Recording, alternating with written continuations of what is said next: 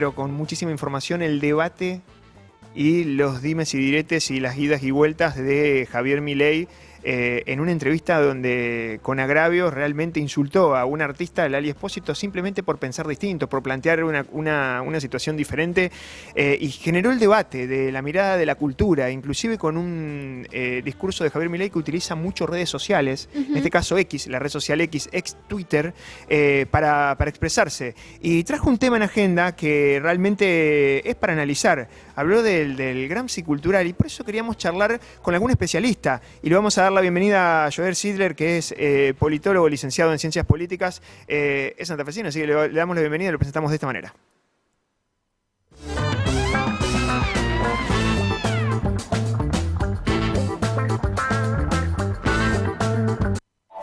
En Aire de Santa Fe Radio 91.1, los reportajes imprescindibles de la gran radio de Santa Fe. Y le damos la bienvenida a Joel Sidler, que es politólogo. Hablamos sobre estos dichos de Milei y las idas y vueltas con la cultura, la manera de visión que tiene el presidente Javier Milei. Y estos dichos, no solamente puntualmente con Lali Espósito, que le dijo Lali Depósito, y quiero saber, entender a qué se hace referencia cuando habla de Gramsci cultural. ¿Qué significa eso? Joel, ¿cómo te va? Facundo González, Agustín Antequera, te saludan desde aquí de Santa Fe, muy cerquita, sé que estamos muy cerquita, así que te mandamos un fuerte abrazo, gracias por este contacto. Hola, ¿qué tal? Buen día, Facundo. ¿Qué tal, Agustina? ¿Cómo están? Gracias Bueno, por la invitación. bueno, Joel, sos el encargado de explicarnos un poco qué pasa con esta mirada, con la cultura, con el rol de la cultura y la injerencia en el resto de la sociedad. Si somos tal vez tan vulnerables donde tal vez de lo que nos digan nos terminan influyendo o no, es tan así. ¿Qué plantea Gramsci? ¿Quién es? ¿Quién era? Bueno, ¿nos contás un poco lo que está sucediendo en todo esto?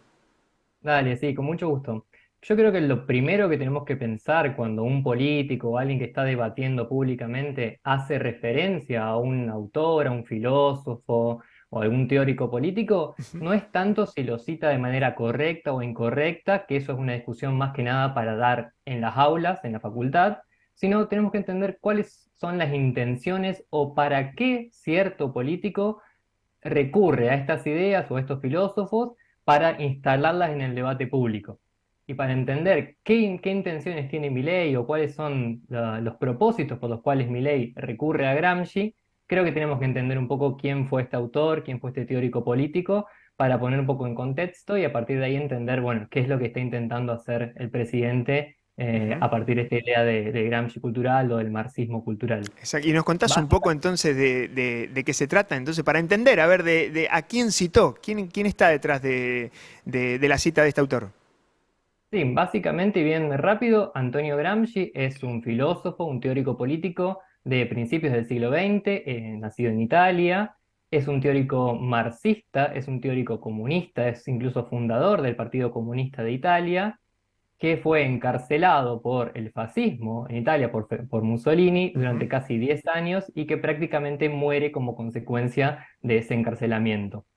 Es un Ujú. autor que es muy leído en América Latina, en el mundo, principalmente en Argentina. Es un autor que muy tempranamente se lee y se traduce en Argentina y que está, por supuesto, en las antípodas del pensamiento de Javier Milei, lo cual puede parecer llamativo, pero si vemos cómo en los últimos años distintos partidos o movimientos de derecha están utilizando estas ideas de Antonio Gramsci para dar lo que ellos denominan la batalla cultural. Ujú. Y Joel, yo acá te quiero hacer una pregunta, porque dice, la raíz del problema argentino no es político y económico, es moral y tiene como consecuencia el cinismo político y la decadencia económica. Este sistema está podrido y por donde se lo toca sale pus, mucha pus, muchísima, dice. Gramsci señalaba que para implementar el socialismo era necesario introducirlo desde la educación, la cultura y los medios de comunicación. ¿Somos tan influenciables las personas que a través de esa manera? Te quiero hacer esa pregunta. ¿No es un poco subestimar que la capacidad tal vez de análisis del resto de cada uno individualmente?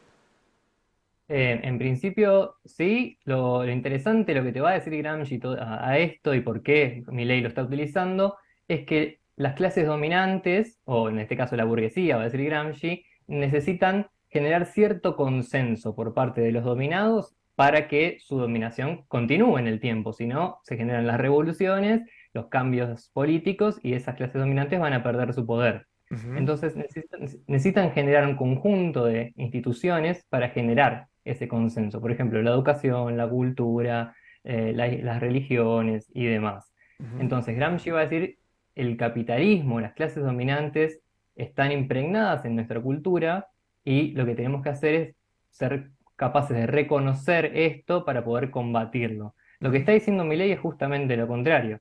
En estas instituciones está impregnado un modelo de país totalmente con el que él está totalmente en contra a partir de Ujú. ideas como la justicia social, la distribución del ingreso, Sí, es y esto completa. afecta Claro, exactamente. La verdad que es muy interesante lo que planteás porque Milei toma las herramientas o los argumentos de Gramsci y se los lleva un poco para Para su el terreno, molino, que le claro, para su terreno, y habla, por supuesto, ¿no? de la casta, de los privilegios, y dice, cuando uno quiere exponer la hipocresía de cualquier vaca sagrada, de los progres, bien pensantes, se le detona la cabeza e inmediatamente acuden a todo tipo de respuestas emocionales y acusaciones falsas y disparatadas con el objetivo de defender a capa y a espada sus privilegios.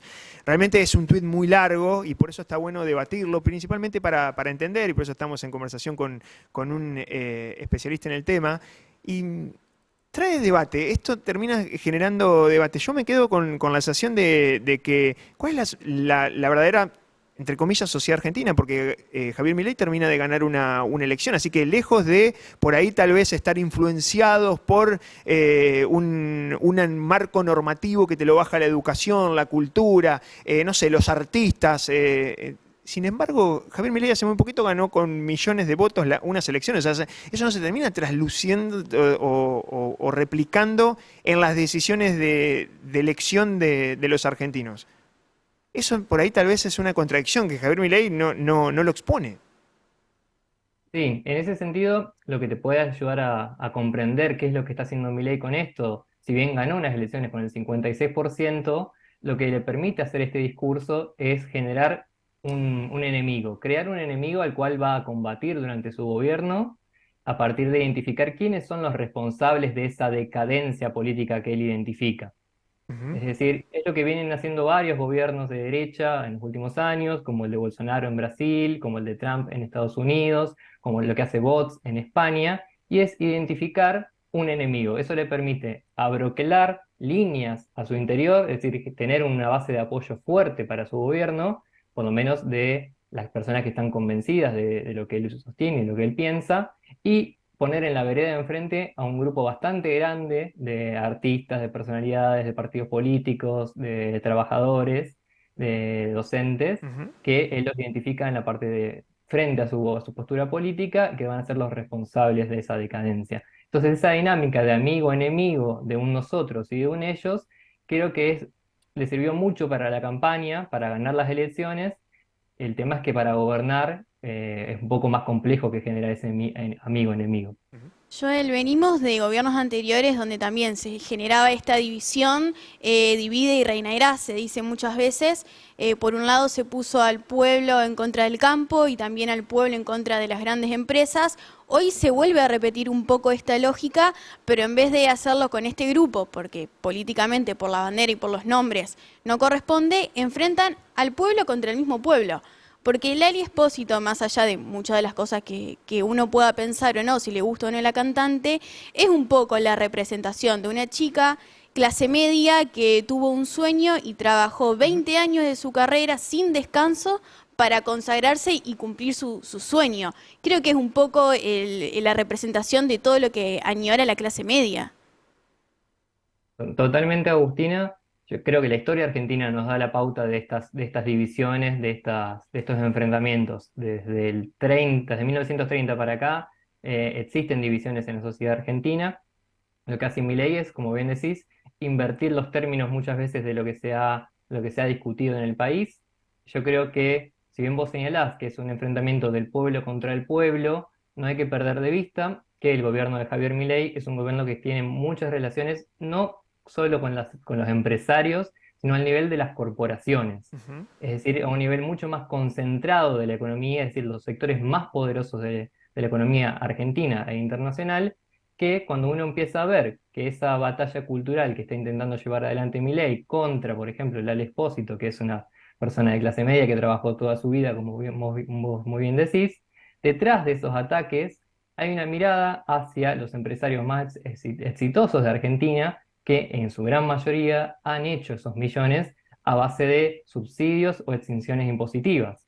Es decir, hay un rol del Estado para favorecer a ciertos empresarios, el cual Milei no cuestiona, sino que al contrario, lo sostiene, y hay un ataque hacia personas que formamos parte del Estado, como los docentes, los investigadores, lo que es la ciencia, CONICET, o la misma clase media que también se sostiene y en su posición de clase media a partir de poder pagar transporte, pasaje de colectivo barato, poder acceder a una educación pública gratuita, poder tener buenos salarios. Ujú. Entonces, detrás de esa oposición yo creo que hay una batalla más bien de clase, de cuáles son los sectores que este gobierno está favoreciendo y cuáles son los que está atacando. Joel, yo te quería preguntar sobre dos cuestiones. ¿Cómo convive una Argentina que tal vez tiene bases liberales muy, muy sólidas, muy marcadas de las bases, desde la Constitución hacia adelante y la construcción de un país, sobre todo con una percepción de clase media enorme? Y hoy la verdad que cuando vos repasás los números y las cifras, sobre todo socioeconómicas, preocupan porque esa clase media realmente está empobrecida. Con estos debates que muchas veces terminan quedando tal vez muy lejanos sobre la situación de las corporaciones, sobre la situación con la idea de Javier Milei, que quiere prácticamente un Estado. Habría que preguntarle a Javier Milei realmente para qué quiere el Estado, qué porción del Estado quiere para la sociedad argentina, intentando buscar parte de las reformas. ¿Cómo convive todo eso con una situación realmente de crisis? Es entendible también del otro lado decir, bueno, pongamos las cosas en cajas. Se habla mucho de los recursos públicos, de utilizarlo realmente de la manera más eficiente, pero del otro lado un montón de resistencia a esos cambios. Es una situación muy compleja a la hora de analizar realmente el ADN argentino, sobre todo con un perfil como lo plantea Javier Milei, de estás de un lado o estás del otro, medio dicotómico, que no construye muy poco. Sí, totalmente de acuerdo. Yo creo que lo que le permite a Javier Milei hacer estas oposiciones es no tanto la idea de desviar la atención sobre ese fenómeno de empobrecimiento de la clase media que estamos sufriendo en los últimos meses, sino más bien orientar quiénes son los responsables de ese empobrecimiento. Mm. Porque él no puede por el momento mostrar ningún avance en su gobierno, ninguna buena noticia, sino simplemente lo que tenemos en estos meses y probablemente lo que tengamos en los próximos, incluso por lo que él mismo ha dicho, de que marzo y abril van a ser meses muy complejos, es señalar que las causas de ese empobrecimiento, las causas de esa caída en la pobreza de la clase media, están en lo que él identifica como los responsables. Ujú. Yo creo que esa visión va a ser muy conflictiva en los próximos meses y estamos a la puerta de inicio de clases, inicio de la actividad económica más importante y creo que vamos hacia meses de una conflictividad bastante importante.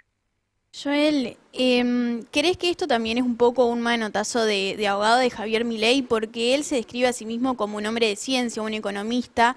Siempre que se lo consultó por temas más humanísticos, él un poco hizo de lado o tuvo declaraciones que en realidad son muy polémicas. Y en el tuit este que nos estaba leyendo Facu, hay una frase que dice: hay una línea de separación entre los que viven de los privilegios del Estado y las personas de bien. Habla mucho de la moral, algo que en toda su campaña no hizo. Sí, totalmente. Primero, él se presenta como un intelectual, lo cual es bastante cuestionado. En los términos de cómo se mide a las personas que producen ciencia en Argentina, Milei es completamente marginal.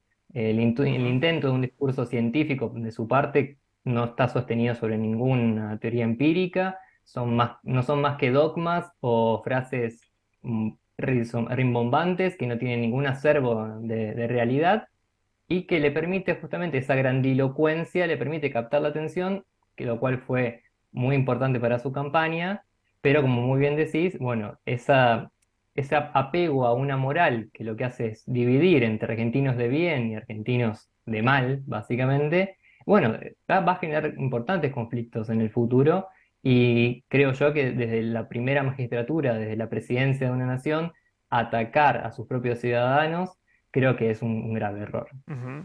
Bueno, Joel, la verdad que te queremos agradecer por traernos un poquito blanco sobre oscuro y entender un poquito quién es Gramsci o cómo interpreta Milei esto que termina generando un tuit que se viraliza, una discusión que termina atacando a una actriz, a una cantante, a Lely Espósito, una joven que tranquilamente podría ser la contracara, podría ser el ejemplo de Milei, de una persona que se esfuerza y que producto de su trabajo logra cosas, o sea, ahí tiene toda la base del mérito, que no solamente está bien, se la criticó por ser contratada por un intendente, pero ahí tendría que ver qué es lo que pasó con el gobernante que la contrata. La Dispósito lo único que hizo es, mira, te voy a cobrar lo mismo que si me contratan un privado para hacer un show, y acá termina sucediendo algo parecido, ¿no? Que se hizo muy viral y bueno, siempre está en discusión en épocas realmente de vacas flacas, de cómo se utilizan los recursos, de qué manera, la transparencia que hay atrás de los recursos, nos tiene que pagar la cultura en este sentido. La cultura también es el desarrollo de un país, lo mismo que la ciencia, que la educación, que es la base básicamente de la Argentina también, al momento de definirlo.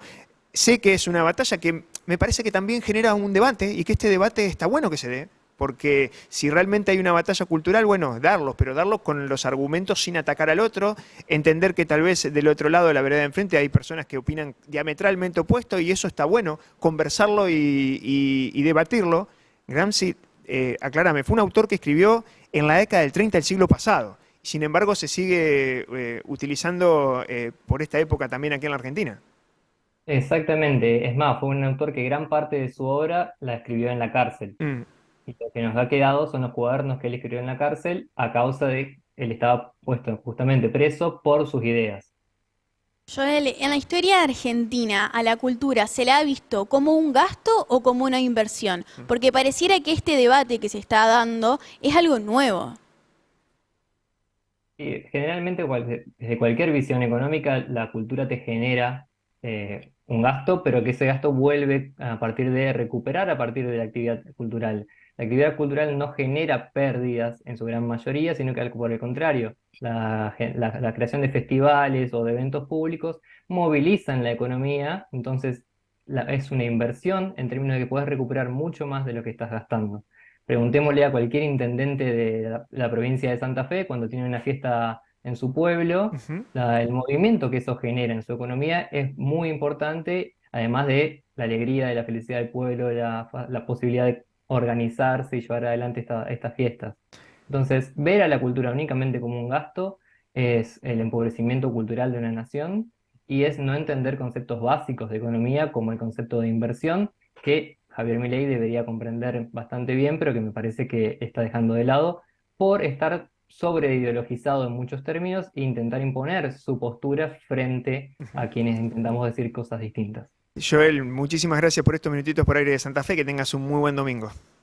Muchísimas gracias a ustedes por la invitación, un gusto. Joel Sidler, politólogo, especialista en análisis, por supuesto, licenciado en Ciencias Políticas. Queríamos charlar un poquito sobre esto que trajo tanto debate, ¿no? Cultura pareciera ser rarísimo, las discusiones en la Argentina. Cultura sí, cultura no, pero ¿cómo se va a ocurrir este tema de debate? Principalmente con lo que plantea el hecho de sentirnos influenciados.